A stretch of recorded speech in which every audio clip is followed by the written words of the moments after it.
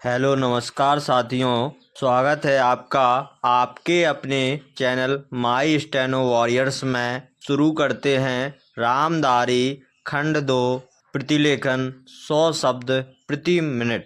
Dictation start होगी 5 second बाद। Start. महोदय, कुछ समय बाद जैसे ही समाचार पत्रों में बहुत से लोग काम करने लगे और प्रकाशन कार्य के लिए व्यवसाय यंत्रों की आवश्यकता पड़ी, इस कार्य ने उद्योग का रूप धारण किया। निःशुल्क प्रचार अथवा सेवा की भावना अब अव्यावहारिक जान पड़ी और प्रायः लुप्त हो गई। समाचार पत्र उद्योग का यह विकास संभवतः स्वाभाविक है और आधुनिक विचारधारा के अनुरूप है। फिर भी यद्यपि पत्रों का प्रकाशन एक उद्योग के रूप में होता है, समाचार पत्र स्व उद्देश्य राष्ट्र सेवा की भावना तथा नैतिक दायित्व से एकदम मुंह नहीं मोड़ सकते।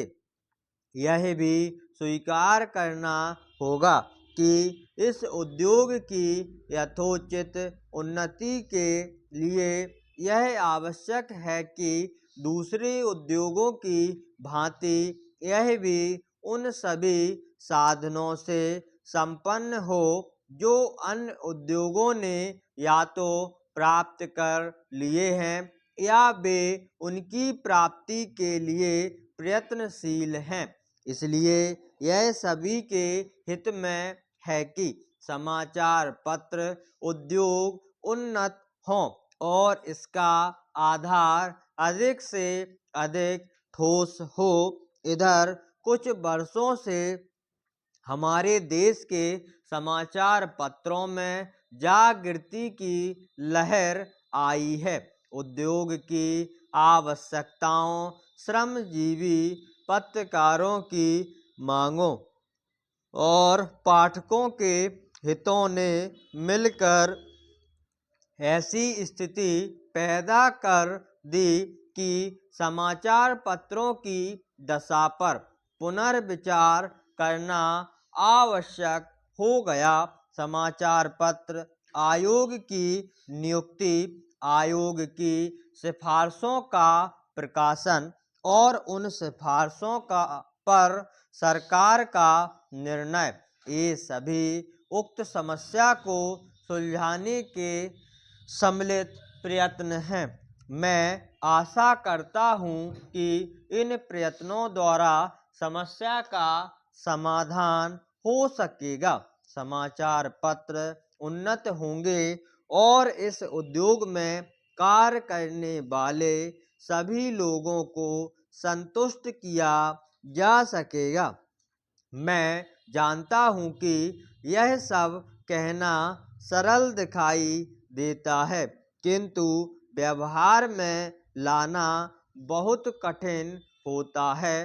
परंतु मुझे सुशिक्षित श्रोताओं से यह कहने की आवश्यकता नहीं कि मानवीय गतिविधि के सभी क्षेत्रों में, चाहे वह राजनीति, उद्योग अथवा प्रशासन का क्षेत्र हो, विभिन्न हितों और विचारों में सहयोग की भावना से राष्ट्र तथा समाज के हितों को सामने रखकर सामंजस्य स्थापित करने का प्रयास आवश्यक है।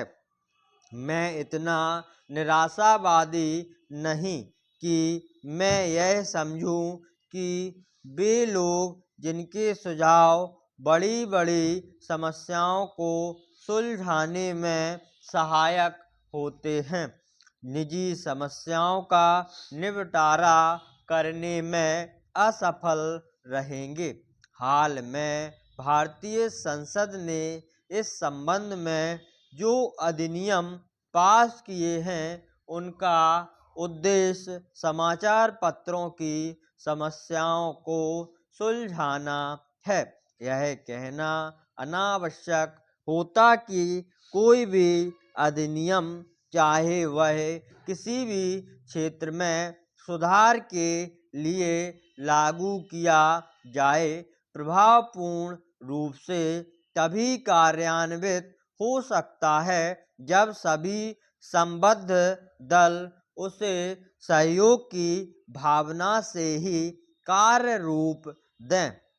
इन मामलों में अधिनियम के शब्दों का इतना महत्व नहीं जितना उनके पीछे निहित भावना का होता है। क्या मैं आपकी संस्था से यह अनुरोध कर सकता हूँ कि इस मामले में आप समाचार पत्रों को मार्ग दिखाएं। आपकी संस्था निश्चय ही प्रमुख तथा अत्यंत प्रभावशाली समाचार पत्रों की प्रतिनिधि संस्था है। प्रायः सभी बड़े समाचार पत्र आपके सदस्य हैं।